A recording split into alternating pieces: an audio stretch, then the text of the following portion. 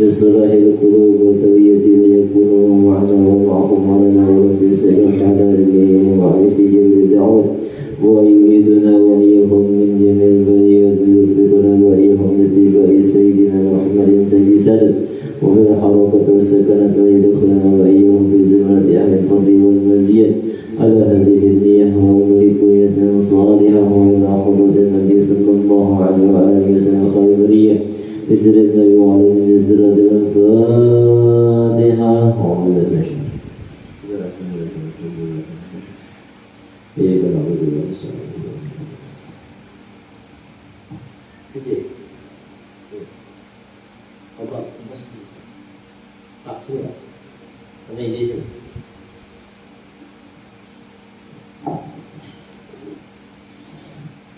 يا ربي صل على محمد أشرف بدر في الكون وأشرق يا ربي صل على صلى الله عليه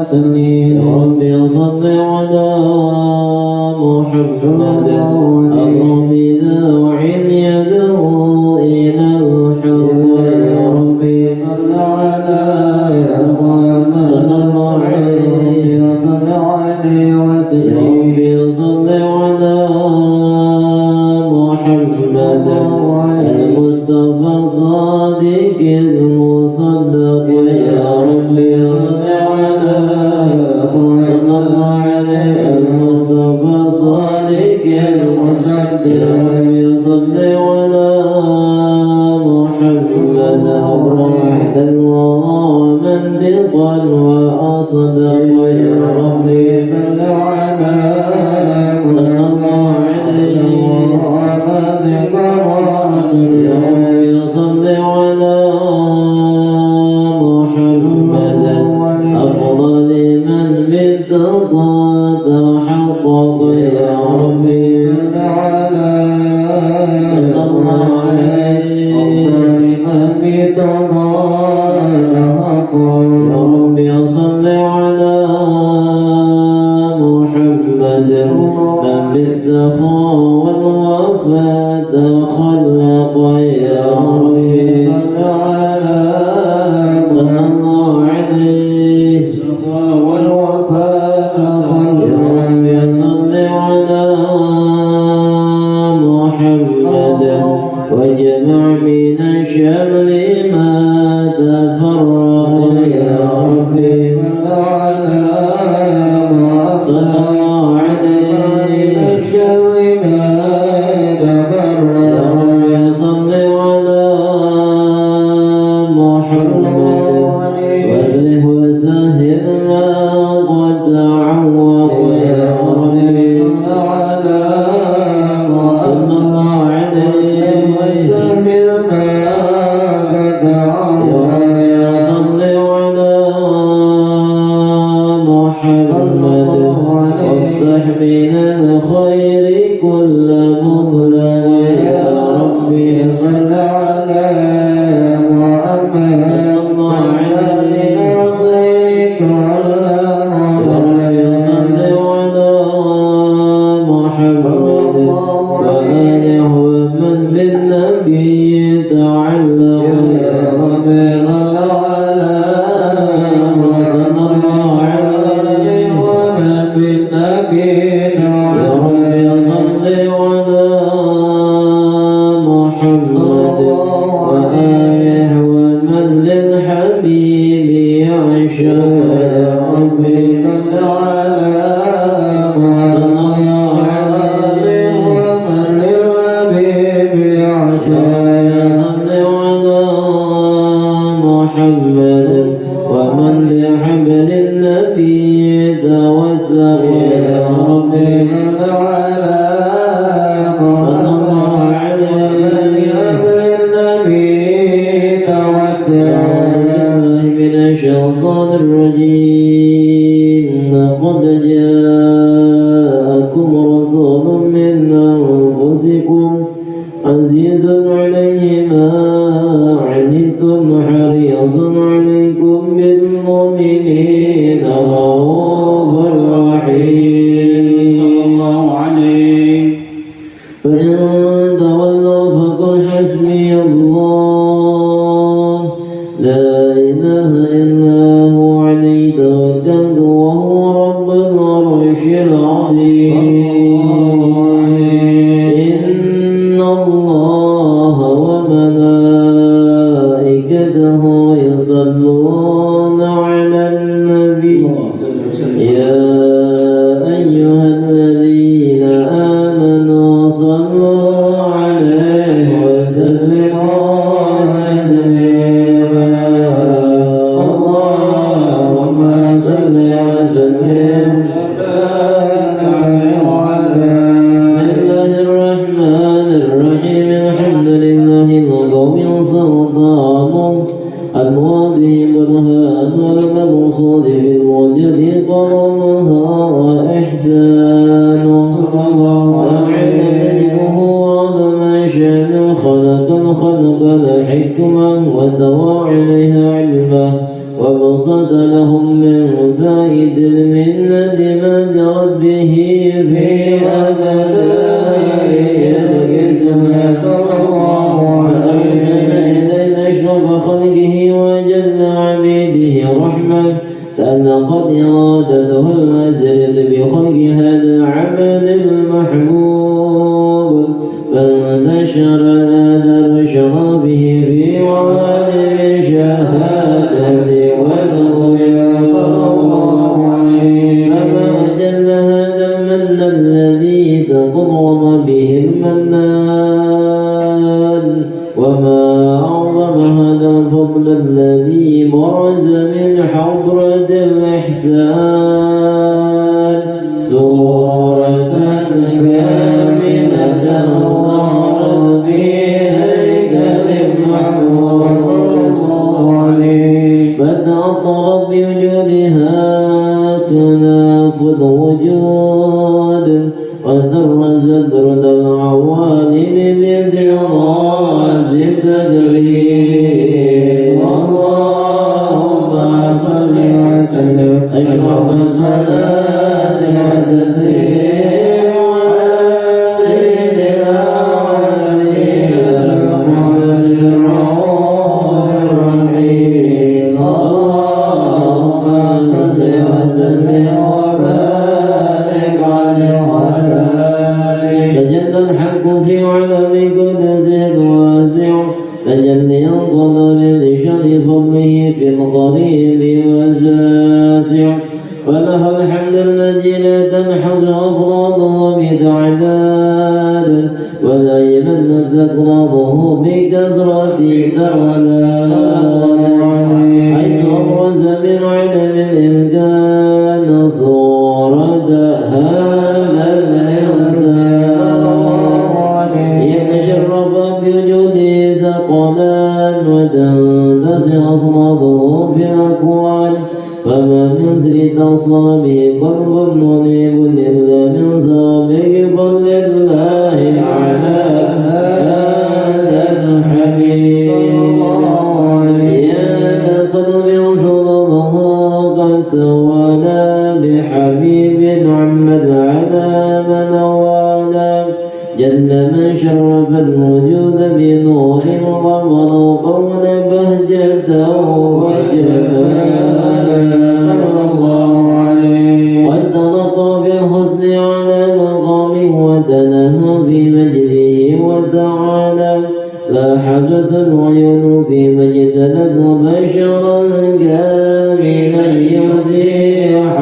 الضلال صلى الله عليه وهو من فوق علمنا قد يعرف عدم في شماله وكمالا وسبحان الذي وسع من حضرة الامتنان ما يعزز ويصفه اللسان ويحر في تأكل معانيه الجلال انتشر منه في علم البدود والظهور ما بدأ الوجود الخلقي صلى الله عليه فتبارك الله من إله الكريم بشرتنا آيته في الذكر الحكيم ببشارة لقد جاء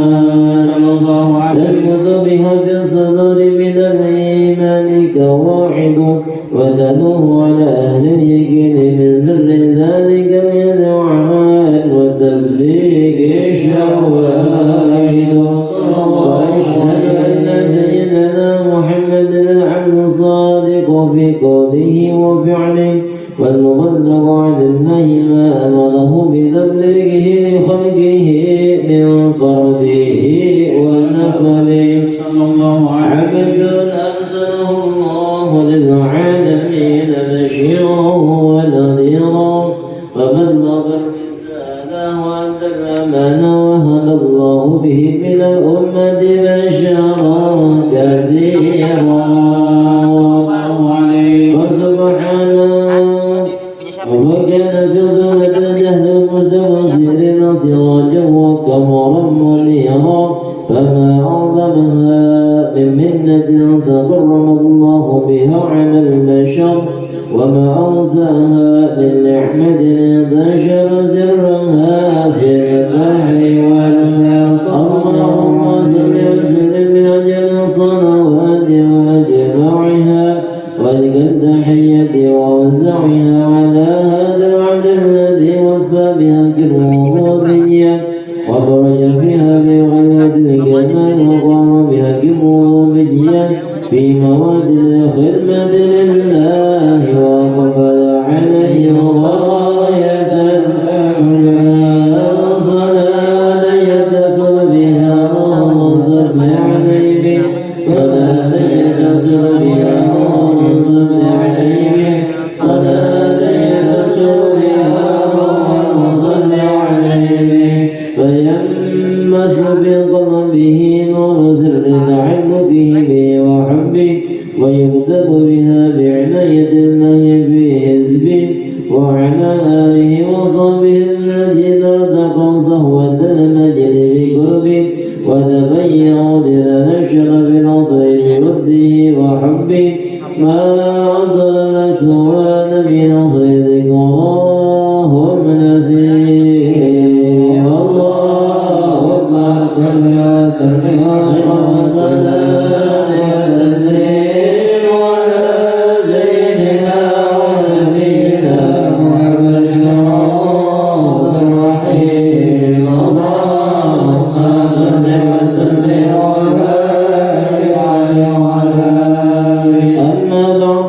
فلما تعلقت إرادة الله في العلم القديم بظهور أسرار التخصيص للبشر الكريم بالتقديم والتكريم نبذت القدرة الباهرة بالنعمة الواسعة والمنة الغامرة فانفلقت بيضة التصوير في العالم المدرك الكبير عن جمال مشهود بالعين وبالوصف الجمال المدرك والحسن التام والزين فتنقل ذلك الجمال الميمون في الأصوات الكريمة والبذور فما من صوب ضمه إلا وتمت عليه من الله النعمة فهو القمر التام الذي يتنقل في بروجه يتشرف بموت استقراره وموت خروجه وقد قدت الجدل وزرد قدت وظهرت من ذر هذا النور ما أظهرت وخصصت به من خصص الفتن مستقر في الأصلاب الفاخرة والأرحام الشريفة الطاهرة أنت مرد في علم شهادة بشرا لا كالبشر ونور حير الأخضر ظهوره وبهر فتعلق بهمة الراكب هذه الغروب فيركم في هذا القرطاس ما هو لدي من عجائب ذلك النور المعروف وإن كانت الأنصر لا تفير يشمس الكرات العصى بذلك الموصوف تصفيقا للسامعين من خواص المؤمنين وترويحا للمتعلقين بهذا النور المبين وإلا فأن درب الأقلام من شأن خير الأنام ولكن هزني إلى تدوين ما حفظته من سير أصحاب المخلوقين وما أكرمه الله به في مولدي من الفضل الذي عم العالمين وبقيت الغيث في الكون منشورا على مر الأيام والشهور والسنين داعي تعلقي بهذه الحضرة الكريمة ولا أجد شوقي إلى سماع أوصافها العظيمة ولعل الله يرضى به المتكلم والسامع ولعل الله يرضى به المتكلم والسامع ولعل الله يرضى به المتكلم والسامع فيدخلان في شفاعة هذا النبي الشافع ويتروحان يمينه ذلك النعيم اللهم صل وسلم وسلم تسليما على سيدنا ونبينا محمد الرؤوف الرحيم اللهم صل وسلم وبارك على ربي خلق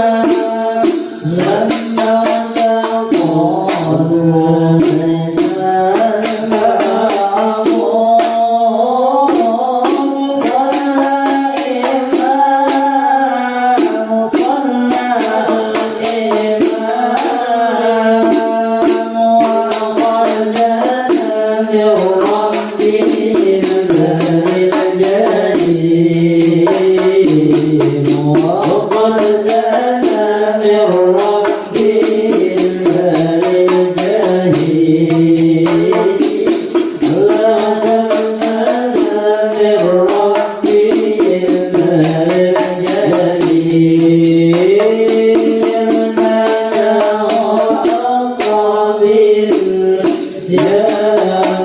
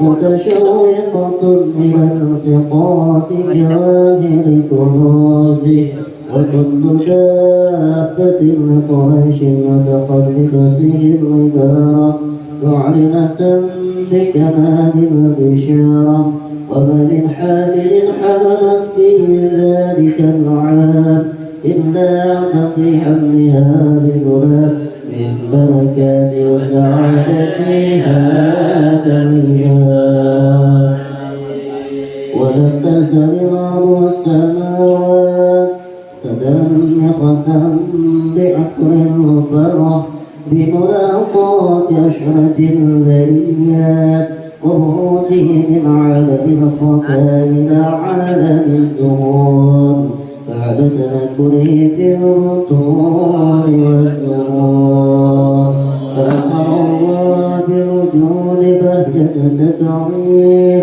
ورصد في العالم الكبير مائدة التشريف والتعظيم بروح هذا البشر الكريم اللهم صل وسلم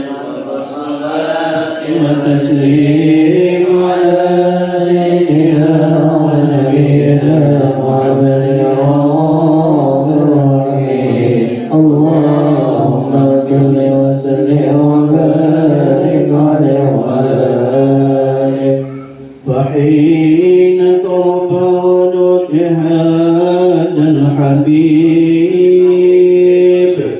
أعلنت السماوات والأرضون وما فيهن بالترحيب وأمطار الجود الإلهي على أهل الوجود تثق وألسنة الملائكة بالتبشير للعالمين تعيد سبحان الله والحمد لله ولا إله إلا الله والله أكبر سبحان الله والحمد لله ولا إله إلا الله والله أكبر سبحان الله والحمد لله ولا إله إلا الله والله أكبر والقدرة كشفت عن هذا المستور ليبرز نوره كاملا وفي عالم الظهور نورا فاق كل نور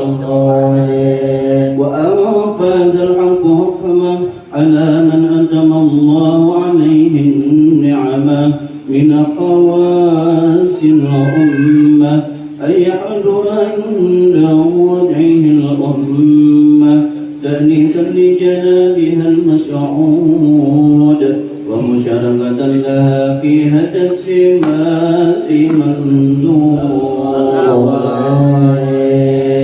فحضرت في توفيق الله سيدة مريم وسيدة الآسية ومعهما من الحور العين ما قسم الله له من شرف بالقسمة الوافية فهذا الوقت الذي رتب الله على حضوره وجود هذا المولود فانفلق صبح الكمال من النور العمود وبرز الحامل المحبود مذعن لله بالتعظيم والسجود صلى الله على محمد صلى الله عليه وسلم صلى الله على محمد يا ربي صل وسلم يا نبي سلام عليك يا رسول سلام عليك يا حبيب سلام عليك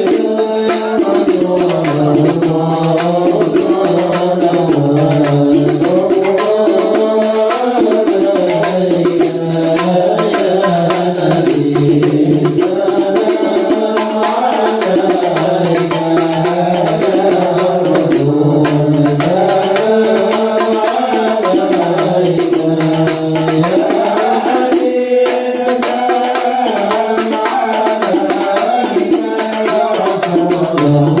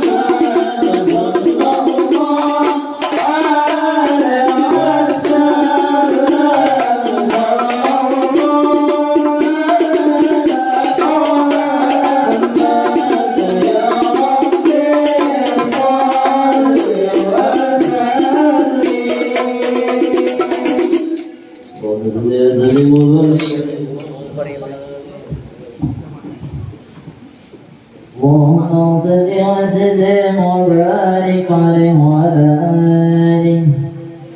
وحين خرج صلى الله عليه وسلم من بطن أمه بردا رافعا طرفه إلى السماء مؤمنا بذلك ربي إلى أن له شرفا على مجده والسماء. وكان وقت مولد سيد الكونين من الشهور شهر الأول ومن الأيام يوم الاثنين وموضع ولادته وبره بالحرمين. وقد ورد أنه صلى الله عليه وسلم ولد مخطونا مكحولا مكتوعا صلى الله عليه. قال ذلك لشرفه إن الله يد القدرة. ومع بروده إلى هذا العالم ظهر من العجائب ما يدل على أنه أشرف المخلوقين وأفضل الحبائب صلى الله عليه. فقد ورد أن عبد الرحمن بن عوف أم الشفاء رضي الله عنهما كانت لما ولدت آمنة رضي الله عنها رسول الله صلى الله عليه وسلم وقال يدي فاستهل فسمعت قائلا يقول رحمك الله أو رحمك ربه صلى الله عليه. كانت الشفاء فضاء له ما بين المشرق والمغرب حتى نظرت إلى بعد كسور الروم. قالت ثم ألبسته وأنجته فلما انشقا غشيتني ظلمة ورعب وقشعرة عن يميني فسمعت قائلا يقول أين ذهبت به؟ قال إلى المغرب صلى الله عليه. وأسقط ذلك عني ثم عاودني الرعب وظلمة وقشعرة عن يساري فسمعت قائلا يقول أين ذهبت به؟ قال إلى المشرق. قالت فلم يزل حديث مني على بال حتى بعثه الله فكنت من أوان الناس إسلاما. وكم ترجمت السنة من عظيم المعجزات وباهر الآيات البينات بما يرضي بعظيم شرفه عند مولاه وأن عين عنايتي في كل حين ترعاه وأنه الهادي إلى صراط المستقيم. اللهم صل وسلم وتسليم على سيدنا ونبينا محمد الرؤوف الرحيم. اللهم صل وسلم وبارك عليه وعلى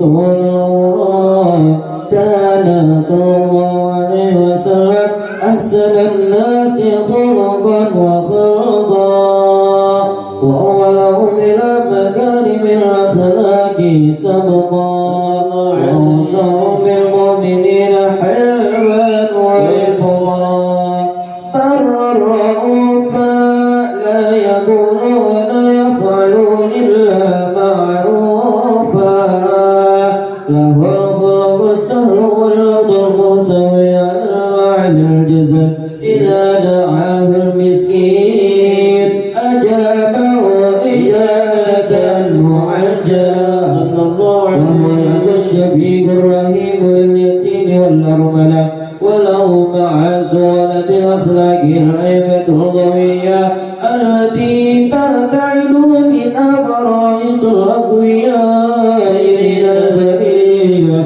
ومن تشريد بإدارة الطرق والمنازل وبعرف ذكره تغيبت المجالس والمهافل صلى الله عليه وسلم جامع الصفات الكمالية والمنفرد بخلقه وخلقه بأشرف الخصوصية فما من خلق في البرية محمود إلا وهو مطلقا عن سيد الوجود الجمعت في وصف الحبيب وشانه وله الأولى في مجده ومكانه أوصاه عز قد تعالى مجدها أخذت على مجلسها بعياده صلى الله عليه وسلم في تدوين ما أفاده العلم من وقاع مولد النبي الكريم وحكاية ما أكرم الله بهذا العبد المغرب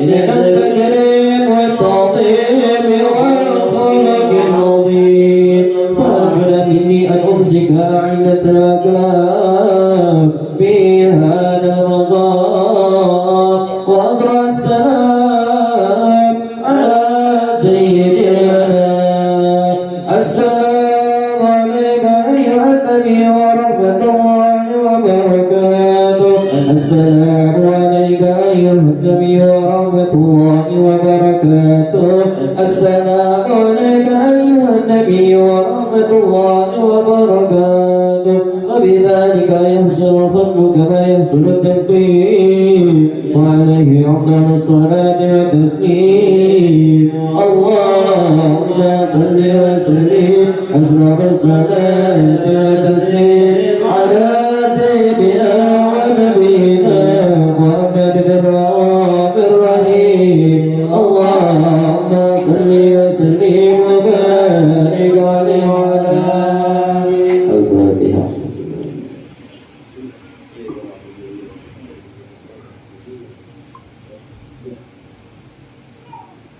بسم الله الرحمن الرحيم الحمد لله رب العالمين اللهم صل وسلم على سيدنا في الأولين اللهم صل وسلم على سيدنا في الآخرين اللهم صل وسلم على سيدنا في كل وقت وحين اللهم صل وسلم على سيدنا في بلاء أعداء إلى يوم الدين ولما نذر رحمته الله وسلم سيدي وحبيبي محمد صلى الله عليه وسلم ليجل في مشكورا فيه محمودا ويتوب أعمال بأعمال مقبولة وثبت الخالصة والسلة موصولة الله يمد ومضافر الباب شهداء نبوة الغامرة أسلم لك من سيد الأمير المعسل على مسعى المين أرسل ذلك إلى مشتري أمانتك وحفيد سيرك وحامر دعوتك شاملة التي أكبرنا قبل في كل مرة أكرم أسكن الكريم وأشارك كرسي ذاتك لأهل ودادك سيد الكون وسلم بحضنك بأصحابك اللهم صل وسلم عليه وعلى آله وصحبه عن الأباب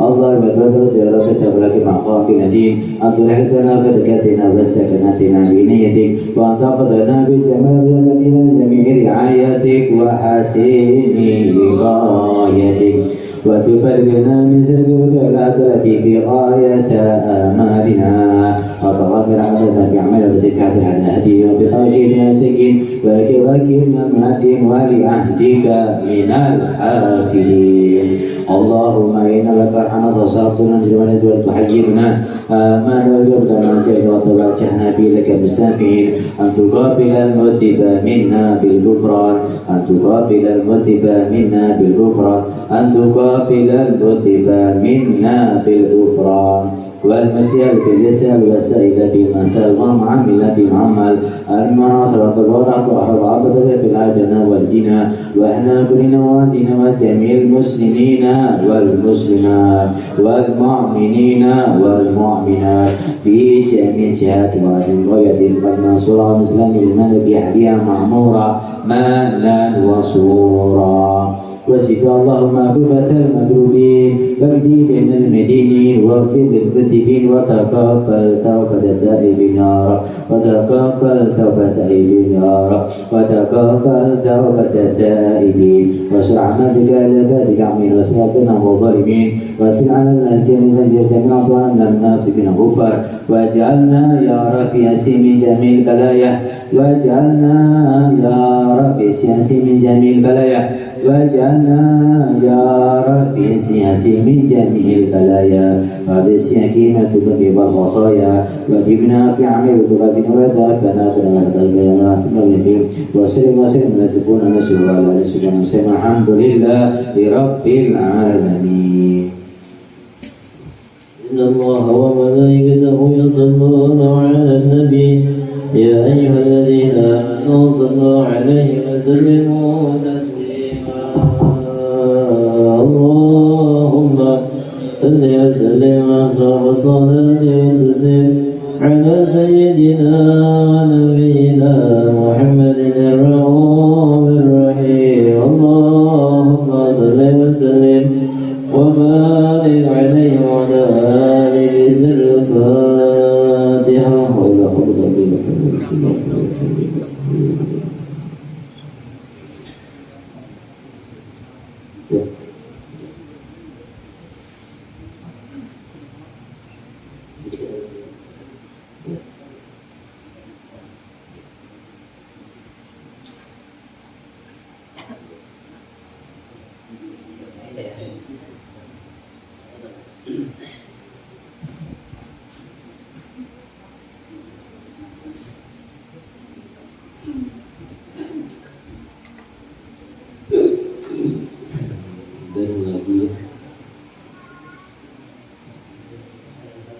dan lagi demikian lagi dan demikian lagi.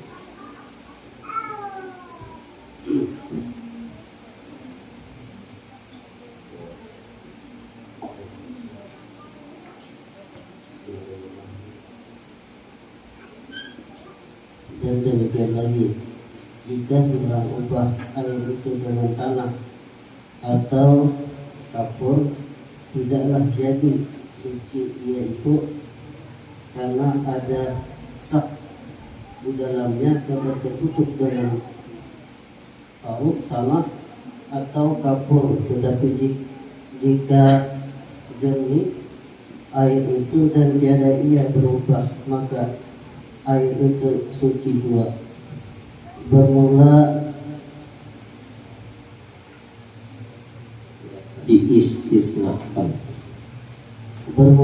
diistisnakan daripada yang tersebut itu beberapa masalah, mengapakan di dalamnya beberapa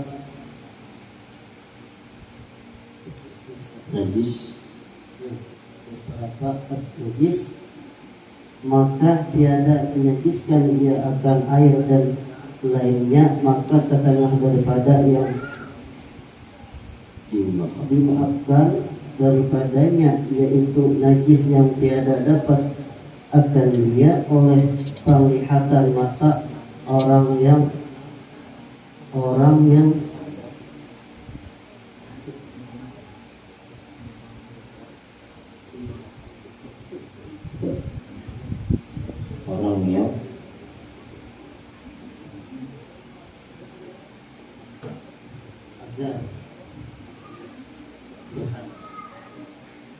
Ustaz serta ditakdirkan ia kesalahan warna najis daripada warna tempat, maka tiada ia daripada mughalazah, maka tiada hasil ia dengan fi'ilnya seperti percik yang seni daripada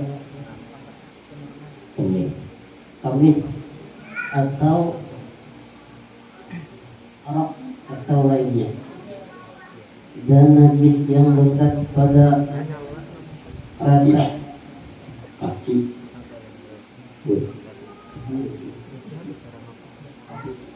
daripada kaki lalat yang lekat pada kaki lalat atau barang sebagainya, karena sukar memeliharakan daripadanya. Inilah jika ada ia pada suatu tempat, maka jika ada ia pada beberapa tempat yang bercerai, sekira-kira jika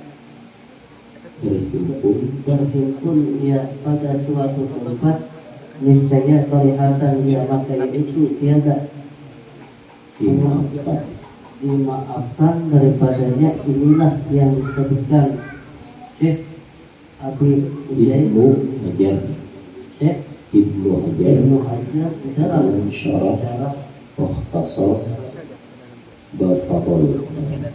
Jadi sini dikiaskan daripada jardatu bahwa ketika kita melihat binatang lalat yang mana kadang lalat ini mengerumbuni bangkai, kadang lalat mengerumuni bangkai. Kata datu sini, seandainya lalat itu ada banyak lah, sedikit yang mengerumbuninya lah, terus menjajakan lagi kakinya di badan kita atau di baju kita, seandainya sedikit aja lalatnya jadi ada najis, tapi punya banyak lah, punya banyak mengerumbuni kumpulinya. Nah itu dihukumkan najis. Atau lalat tadi berkerumun di air yang kurang pada 2 kulah, contoh, airnya kurang pada 2 kulah ukurannya, menginjaklah si lalat ini di air tadi. Kalau lalatnya 1, 2, 3 aja lah, dikit aja dah, nah air tersebut kada apa-apa. Airnya bumbu penuh embernya lah, nah dihukumkan air tersebut muhtan najis lah. Punya 2 kula, lain lagi permasalahannya. Nah, kalau airnya 2 kula, 2 kula 1 drum lebih lah, nah, itu biar dimasuki lalat banyak lah, asalkan jangan berbau aja, aman aja. Adapun yang disebutkannya di dalam Tuhfah dan Syarah Ubab, Syarah Ibad kan Syarah Ubab, dan yang dijazmkan Syekh Al-Islam di dalam Syarah Raud bahwasanya yang demikian itu tiada menajiskan, ia akan sesuatu yang basah. Dan jikalau berbilang tempatnya sekira-kira jika berhimpun ia berkumpul, niscaya banyak sekalipun, niscaya hukumnya najis walaupun sedikit atau banyak lah. Jadi kita lihat lagi lah, punya nang dihinggapinya tuh apa berbau, berbau tetapi najis walaupun satu lalat, kita ngari depan lah, kadang lalat ini banyaknya, banyak kawannya, alat tersebut tinggi lalat tetapi kawannya banyak, sedikit dulu lah. Adapun insyaallah kita sambung lagi malam Senin depan. Kita tabaruk kitab Bidayatul Hidayah lah. Tabaruk kita dengan kitab sedikit, kita tabaruk nanti minta sama Habib lah, dalam Habib minta tausiah, nasihat demi nasihat buat buat yang bisa kita bawa pulang oleh-oleh. Bismillahirrahmanirrahim. Alhamdulillahirabbil alamin wassalatu wassalamu ala asyrafil anbiya'i wal mursalin sayyidina wa maulana Muhammadin wa ala alihi wa sahbihi ajma'in. Qala al-mu'allif rahimahullah wa nafa'ana bihi wa bi ulumi sa'iri salihin fid dharain amin. Qala al-imam hujjatul islam Abi Hamid Muhammad bin Muhammad al-Ghazali fi kitabihi Bidayatul Hidayah ila al-qara amma ba'du fa'lam ayyuhal haris ala iktibasil ilmi. Wahai orang-orang yang semangat atau berkeinginan atas mencari ilmu, al-mudhiru min nafsihi sidqur rabbah fihi, yang menampakkan daripada dirinya keseriusan keinginan dalam mencari ilmu, wa farqat ta'atushi ilaihi, dia sangat haus dalam mencari ilmu.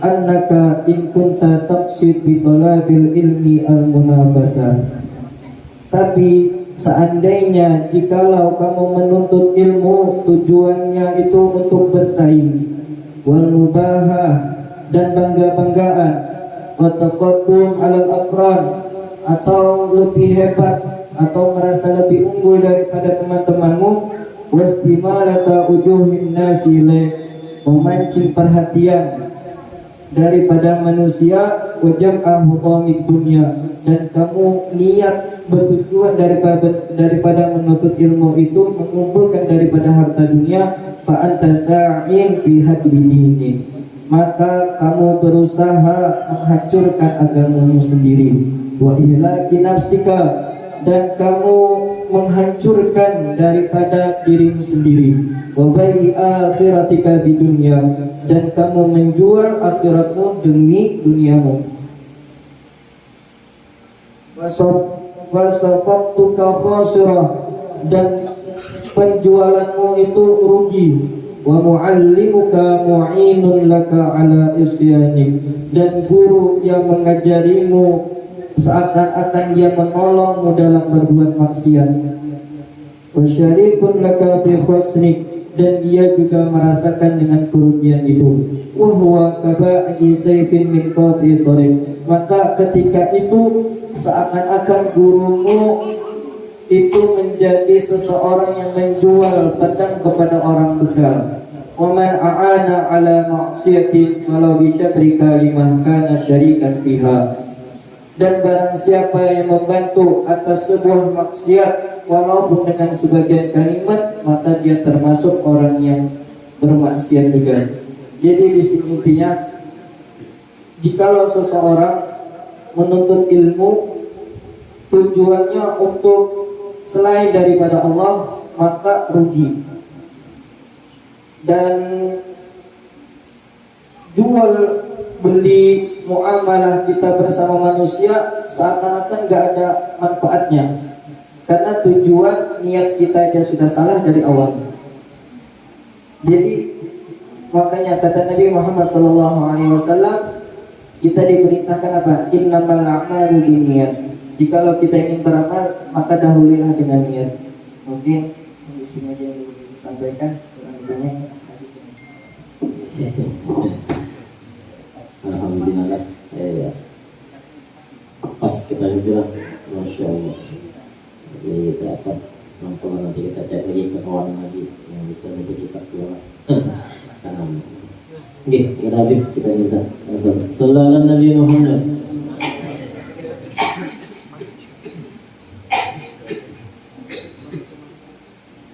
Bismillahirrahmanirrahim.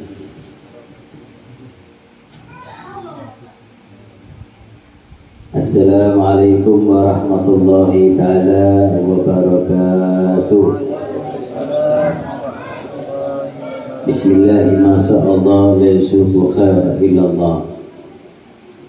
Bismillahirrahmanirrahim. Masa'allah man kana min ni'mati fa minallah. Bismillahirrahmanirrahim. Masa'allah la hawla wa la quwwata illa billahil aliyyil azim. Allahumma salli wa sallim wa barik wa karim ala sayyidina wa habibina wa safina wa maulana Muhammad wa ala alihi wa ashabihi ajma'in, amma ba'du.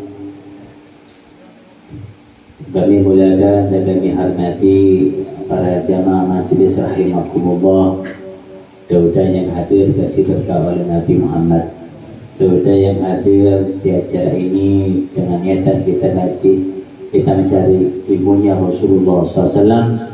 Mudah-mudahan nanti di akhirat kita bisa kumpul bersama Nabi Muhammad dan kumpul bersama orang-orang yang cinta ilmunya Rasulullah SAW. Amin amin ya rabbal alamin. Dan juga kemuliakan sahibul majlis, guru kita bersama Ibu Sarwani Ma'al begitu hayati, dan beliau saya wafat panjang umur dan terus dakwah kepada Allah Subhanahu wa taala. Amin ya rabbal alamin. Alhamdulillah kita jadi bisa mendengarkan ilmu yang dikupas oleh Ustaz kita, yaitu dan juga kitab yang Bidayah Hidayah. Itu adalah suatu nikmat yang dikasih oleh Allah Ta'ala. Kita mau mendengarkan ilmunya yang dibawa oleh para wali-wali Allah dan sampai pesanat ilmu kepada Rasulullah SAW. Para hadirin rahimakumullah, kenapa kok kita ini mencari ilmu malas? Ya, kenapa kita mau cari ilmu duduk di majelis malas? Apalagi kita mau baca ilmu malas. Kalau manusia duduk di majelis taklim atau mau baca ilmunya para orang-orang soleh yang dibacakan tadi oleh Ustaz tadi, ya, dibaca oleh jamaah tadi, baca ilmu, ya baca ilmu itu apa? Gunanya apa? Kita apa? Lidah kita, ya telinga kita ada ikatan bersama orang ahli ilmu. Ya, apa yang baca?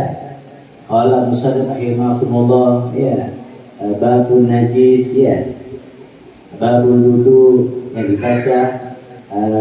Qala musannif, qala Imam Ghazali tentang babu ilmu itu tujuan apa? Tujuan kita apa? Yang membaca dan yang mendengarkan ilmunya yang dibawa oleh ilmunya sampai ke sana kepada Rasulullah SAW. Itu gunanya kita nanti di alam barzah, kita akan dikuburkan bersama orang yang ahli ilmu. Amin ya rabbal. Kok bisa? Karena kita ada kitabnya. Enggak, kita ada kitabnya. Ya, yang namanya Habilan Mudadin, seorang tokoh besar. Ya, yang dibacakan kitab Bidayah Hidayah. Ini tokoh besar. Ulama-ulama yang jumhur. Kepada siapa yang ya duduk di majelis taklim, ada yang dibacakan kitab-kitab semacam ini, ya jangan dianggap remeh, bukan. Ya, itu adalah ilmu yang mulia. Kenapa? Itu adalah ilmu yang bersumber kepada ilmu guru-gurunya apa? Sampai kepada Rasulullah SAW. Kalau sampai nanti di alam barzah, ketika nanti kita dalam akhirat, ketika dalam barzah ditanya, wahai fulan bin fulan, apa engkau dulu di dunia pernah membaca kitabnya para wali-wali? Iya Allah. Kenapa? Saya pernah dulu duduk di majelis dan mendengarkan ilmunya orang soleh, ilmunya para wali, ilmunya Imam Ghazali, ilmunya Syekh Al-Bajari. Itu ketika sampai nanti dalam barzah, pasti nanti dalam akhirat kumpul bersama mereka. Amin ya rabbal. Kalau sampean cuma lihat di medsos, di Google, ya, cari ilmu, bab wudu gimana di Google, ya, cari kitabnya di Google, tentang lalat, ya, tentang babul najis, biasanya 2 kola, ada ini ada kemasukan lalat sekian. Kalau sampean mencari ilmu di Google, nanti bedanya di akhirat. Baik fulan pen dulu di dunia dapat ilmu dari mana? Ya Allah, saya dari Google. Kurang ajar ini. Bumul ini. Kenapa? Engkau tidak mencari ilmu. Di situ ada majelis, di situ ada ilmu Nabi Muhammad, di situ dibacakan ilmu-ilmunya orang-orang soleh. Kenapa khawatir? Kenapa? Karena dulu saya alergi majelis, alergi. Yang tadi dibacakan Ustaz tadi, apa kita mencari ilmu itu kalau untuk saingan, tidak. Apa? Kita mencari ilmu tujuan satu, ya Pak. Kita supaya tahu hukum-hukum Allah Subhanahu wa Ta'ala. Kedua, kita mencari ilmu supaya kita semakin orang yang ahli ibadah kepada Allah Ta'ala. Kita mencari ilmu tujuan kita punya rasa takut kepada Allah Ta'ala. Itu tujuan ilmu. Ya, kata ilmu itu bukan untuk saingan. Kenapa? Kita mencari ilmu supaya apa? Supaya kita ini takwa, takut kepada Allah Subhanahu wa Ta'ala. Semakin kita punya ilmu, semakin kita punya rasa khosyatullah. Takut kepada Allah Ta'ala kalau punya ilmu. Ya. Kalau sampai punya ilmu, hati kita tidak ada rasa takut kepada Allah Ta'ala, ilmunya masuk kanan keluar kiri, ya, bukan masuk kanan ditaruh dalam hati, masuk kanan keluar kiri, maka ilmunya tidak jadi masuk di dalam hati, tubuh kita tidak akan berubah. Karena apa? Karena ilmunya cuma lewat masuk kanan keluar kiri. Kalau saya duduk di masjid taklim, ya saya dapat ilmu. Bapak tadi bab masalah najis, ya, bab masalah toharat najis, dan ini bab masalah masalah semuanya itu bidayah. Itu kita dapat bab, kita malam ini kita dikasih ilmu yang barakah Allah Ta'ala. Tujuan apa? Tujuan kita semakin beribadah kepada Allah Subhanahu wa Ta'ala. Kita pada najis sudah tahu, oh ini wudunya kalau 2 kola, kalau ada kemasukan, ya banyak najis, berubah warna, baunya setengah mati, oh ini dibuat mati gimana, dibuat wudu gimana, dibuat mandi besar gimana, itu kita harus cari ilmu. Sampai cuma lihat di Google, maka sanadnya yang kedua adalah Google. Nah, wudu bilangin. Yang terakhir, yaitu setiap manusia, ya, itu pasti malas ibadah, ya. Setiap manusia itu malas ibadah, malas cari ilmu, malas duduk di masjid taklim. Itu dikatakan Imamul Haddad itu ada 4 penyakit. Nah ini Pak Loleh, ya. Kita ketemu beliau setahun sekali, ya, ke Kaltim. Ini Pak Loleh dikatakan Imam Haddad di dalam kitab Hikam dijelaskan setiap manusia itu malas mencari ilmu agama. Ya, dia malas ke majelis. Dia biasanya istiqomah. Saya malam sekarang ini saya ke majelis istiqomah.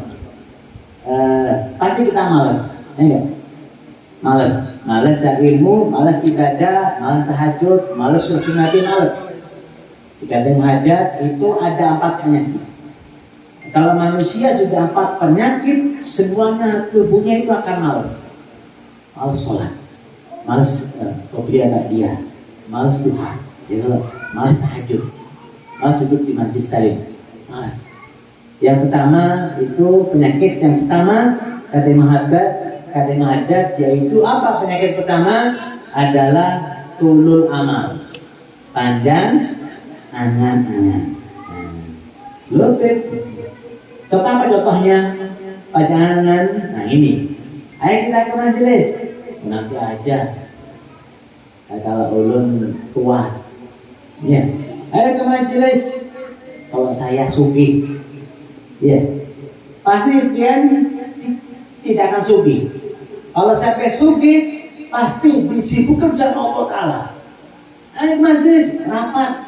Ayo majelis. Apa? Bisnis, macam-macam. Kenapa? Niatnya saya kalau kaya saya ke majelis. Kalau saya kaya mau kumpul orang soleh. Kalau mau saya mau nyumbang. Kerja saya kaya disibukkan sama Allah Ta'ala. Itu namanya amal. Ayo kita ke majelis. Nanti kalau ulun umur 70 tahun. Kalau ulun tua 60 saya ke majelis istiqomah. Ketika sampean umur 50 istirahat gimana? Ada bendera hijau di depan rumah, amang mati sudah. Dulu mau ke majelis, nanti aja umur 60. Pas umur 55 ada bendera hijau di depan rumah gimana? Hadir dengan dunia di amang ini. Kenapa? Dulu mau ke majelis umur 60. Umur 55 mati. Rugi dia. Kenapa? Dia niatnya kalau saya tua ke majelis. Ini banyak. Kalau saya tua ke majelis. Kalau saya tobat saya ke majelis. Ini adalah tulul amal, panjang angan-angan. Iya. Apalagi mau ke majelis bilang istri, aduh, yang ke majelis, jangan nanti ke majelis itu kenapa? Lawas dia majelisnya pulang jam 11. Nah, repot lagi dia. Iya. Izin istri mau belajar ilmu, ya mau belajar ilmu agama sih. Seorang laki-laki kalau belajar ilmu agama, istri di rumah itu dapat pahala. Ya paham ya? Seorang laki-laki di majelis taklim, siapa yang di sini hadir majelis? Ya. Istri hadir. Kalau bisa dua-duanya hadir. Alhamdulillah, gitu ya. Suami hadir majelis, istri hadir majelis. Subhanallah. Kalau istri hadir majelis, suami ke majelis, istri di rumah apa? Dapat pahala. Apa? Pahala pada muta'allimin kita. Apa? Pahalanya seperti orang yang belajar ilmu. Istri yang di rumah. Siapa yang duduk di majelis? Paham tak? Paham dan tak paham. Apa yang dapat keutamaan majelis taklim? Pahamkah dia guru? Paham guru apa? Tak tahu guru apa? Pokoknya pengen hadir. Ya. Fadilah majelis taklim pertama, tabian dikasih pahala seperti orang-orang muta'allimin, orang yang belajar ilmu. Ya. Yang kedua, tabian duduk di majelis paham mayafham apa? Tafsir dulu dosa sampean diampuni sama Allah Ta'ala. Nah, ya. Berarti sampean kepingin dosanya hilang, hadir majelis. Paham dan paham, hadir majelis. Paham, apalagi paham. Ini guru apa? Bisa guru. Pas dia keluar majelis lupa. Tidak apa-apa. Pokoknya pengen hadir majelis. Istiqomah. Yang ketiga apa? Duduk di majelis taklim apa? Sampean apa? Tubtahul hasanat. Ditulis kebaikan. Amal hijul di majelis malam ini. Tulis amal hijul malam ini dapat apa? Ditulis sama Allah malaikat apa? Kebaikan. Nah, alhamdulillah. Nah, pertama apa? Orang yang malas cari ilmu ibadah pada angan-angan. Nah, berarti gimana cara supaya hilang padang angan-angan? Maka sampai harus banyak tafakur. Apa tafakur? Ingat-ingat ya Allah, kalau saya mati gimana? Kalau saya mau mati ke kuburan bawa apa? Ya, kalau kita ada kumpul orang soleh, ada kumpul guru, ada kumpul kita ada punya ilmu, kita ini nanti dalam baca ketemu Nabi bawa apa? Ya, baik fulan di dunia pernah cari ilmu Nabi Muhammad, tak pernah ya malaikat yang kumpul orang soleh, tak pernah. Waktu gumul ini, biar apa bantu majelis, duitnya banyak, tak pernah pelit. Waduh, ini air neraka ini. Ya. Al-bahilu qaribu minan nar wa qaribu minan jannah. Orang yang pelit adalah dekat dengan neraka dan juga dengan surga. Tak pernah hadir. Badannya tak pernah ke majelis. Hartanya tak pernah untuk agama. Ya, otaknya nggak pernah mikir ilmu. Otaknya itu dunia bangun, dari tidur dunia, siang dunia. Otaknya itu tidak pernah mikir ilmu. Nah, untuk bilamin balik. Nanti di akhirat kita akan rugi selama-lamanya. Untuk bilamin. Yang kedua apa? Yang penyebab kita malas ibadah, malas cari ilmu adalah dhaful iman, lemahnya iman kita. Nah, coba lemah iman. Coba biar. Kalau sampai cair banyak, semangat ada nggak biar? Ayo, bro. Kapian cair ini, ya cair tanah, jual, duit banyak, semangat. Sedekah jariah semangat, mau ke majelis semangat, mau ini semangat karena pikiran kita ini sehat, iman kita naik. Kenapa? Senang. Contohnya kalau sampean berantem sama istri, ya, kelahi sama istri, pengen ada masalah rumah tangga, ada ujian dari Allah, iman kita turun kan naik kan? Ayo. Wah bro, halo, iman kita naik enggak? Pasti iman kita turun. Kenapa? Kalau ketika diuji rumah tangga, diuji ekonomi, pasti kita berlebihan. Aduh, itu masalah oh, kian jalan ke tepi sungai, motornya pindah nyebur, kamu diri. Ada masalah, ya pergi ke mall, ke kota, pulangnya dari mall, pusing lagi pikirannya. Kenapa? Iman kita turun. Iman kita turun. Iya. Kalau saya punya ilmu agama, ketika sampai diuji Allah Ta'ala, biar malas ibadah, biar ingat ilmu. Oh, saya dapat ilmu, saya dapat berkah ilmu, kembali ibadah. Itu orang-orang yang hatinya akan naik. Gimana caranya supaya hati kita ini naik? Karim Haddad mengatakan kita harus sering memperbanyak mengingat kematian. Itu cara supaya iman kita naik. Ya, coba kalau sampean ingat mati atau keluarga ada yang mati, ya tobat, ibadah rajin, takut mati. Dapat 2 minggu, ya kembali lagi. Ya. Caranya supaya kita ini rajin ibadah, cari ilmu, sering kita mengingat kematian. Yang kedua, yang ketiga, yang penyebab kita malas ibadah, malas cari ilmu adalah jahlun, yaitu kebodohan. Tidak tahu agama, tidak tahu ilmu, tidak pernah ketemu orang soleh, tidak pernah belajar ilmu semacam ini. Itu namanya lama-lama kita ini malas ibadah. Ya, mau sholat tidak tahu rukun-rukunnya, mau sholat tidak tahu najis, mau sholat tidak tahu kewajiban gimana. Itu adalah kebodohan. Pasti malas ibadah. Gimana cara supaya tidak dapat kebodohan? Maka wajib cari ilmu. Nah, yang terakhir kata Imam Haddad mengatakan penyebab yang kita malas ibadah, malas taat, malas cari ilmu adalah akalal haram wal subhat. Kebanyakan makanan yang haram, subhat. Itu apa ya? Kalau orang manusia kebanyakan makan yang haram dan subhat, tubuhnya akan malas ibadah.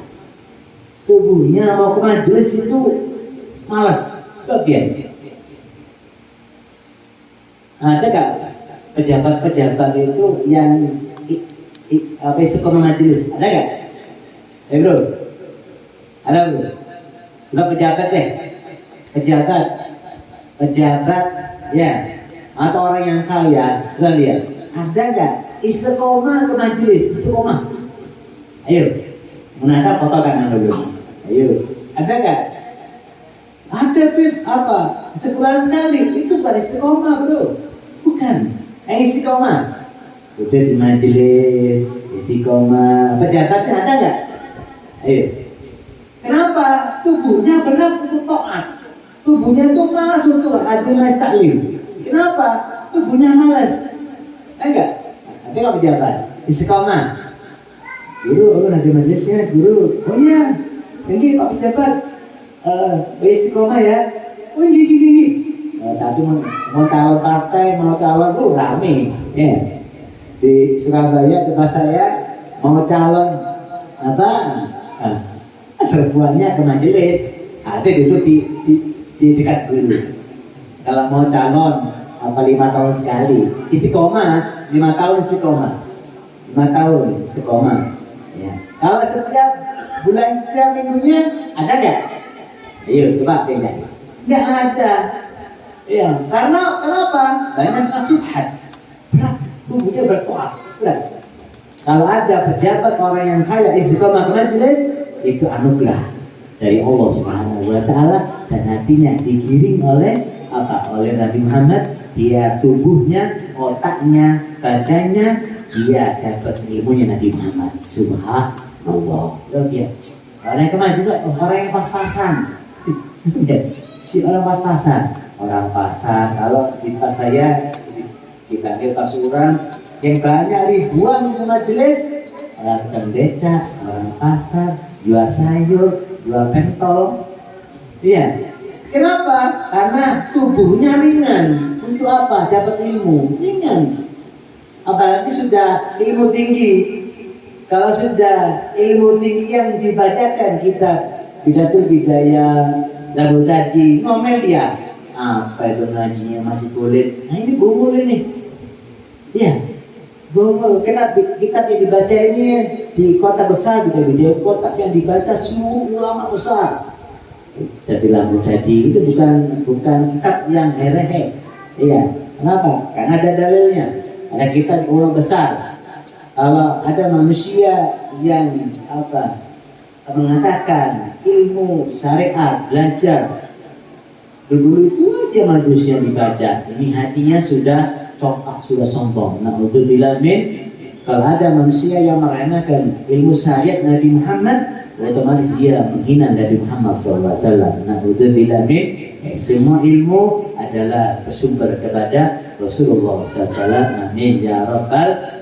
Mudah-mudahan kita kumpul di sini dengan sini yang mubarakah. Kemudian kita semakin cinta ilmu Nabi Muhammad, semakin cinta ilmu Rasulullah, kemudian kita semakin rajin ibadah kepada Allah Subhanahu wa taala, taat kepada Rasulullah sallallahu alaihi wasallam, dan nanti di akhirat kita bisa memandang wajah Nabi Muhammad, bisa duduk bersama Rasulullah di surga Allah Subhanahu wa taala, dan nanti di akhirat kita bisa kumpul bersama ahli-ahli ilmu, ahli-ahli kitab, ahli-ahli muslim, karang-karang kitabnya para wali Subhanahu wa taala. Kemudian pegang majlis, kemudian dosa kita diampuni sama Allah Ta'ala. Kemudian pegang majlis, dosa kita yang banyak diampuni sama Allah Ta'ala. Kemudian pegang majlis, hajat kita dikabulkan sama Allah Ta'ala. Kemudian pegang majlis, kita dikasih cahaya ilmu oleh Rasulullah SAW. Kemudian pegang majlis, kita dimati masuk khatimah, kita dimati masuk khatimah. Amin amin ya rabbal alamin. Wa afu minkum bisiril Fatihah.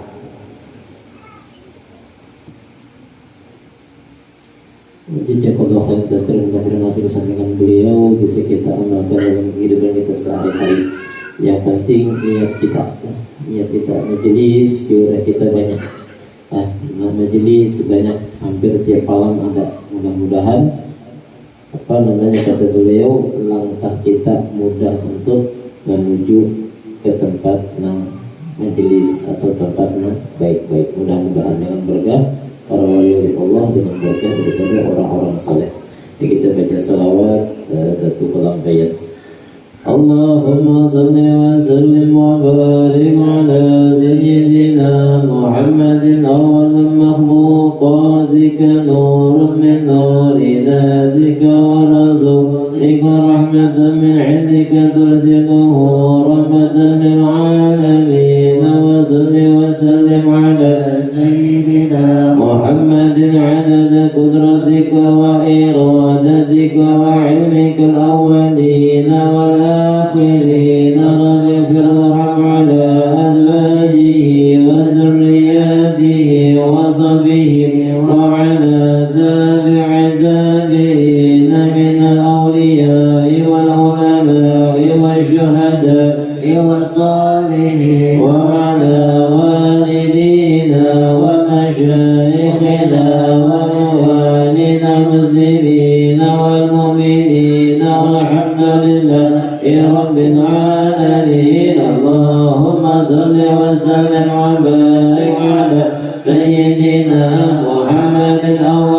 مخلوقاتك نور من نور ذاتك ورسولك رحمة من عندك ترسله رحمة للعالمين وصل وسلم على سيدنا محمد عدد قدرتك وإرادتك وحلمك الأولين والآخرين رب اغفر وارحم على أزواجه وذرياته وصحبه وعلى تابعين من الأولياء والعلماء والشهداء والصالحين وعلى والدينا ومشايخنا وإخواننا المسلمين والمؤمنين والحمد لله رب العالمين. اللهم صل وسلم وبارك على سيدنا محمد أول مخلوقاتك نور من نور ذاتك ورسولك رحمة من عندك ترسله رحمة للعالمين وصل وسلم على سيدنا محمد عدد قدرتك وإرادتك وعلمك الأولين والآخرين رب اغفر وارحم على أزواجه وذرياته وصحبه وعلى تابعين من الأولياء والعلماء والشهداء والصالحين وعلى والدينا ومشايخنا وإخواننا المسلمين والمؤمنين والحمد لله رب العالمين. تقبل الله منكم منا ومنكم تقبل يا كريم.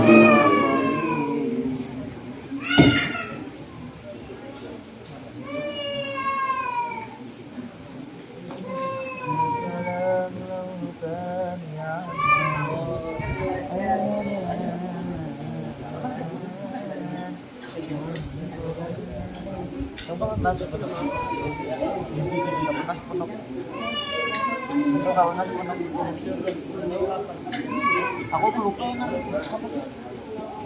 Iya, Isa. Tapi ya.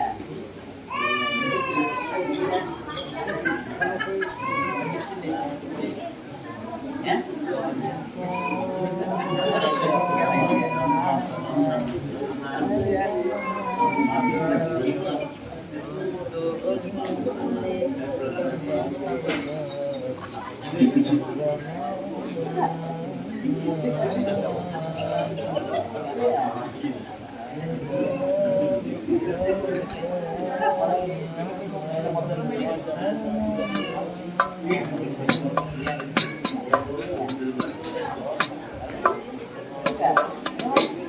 Jangan Min. Min.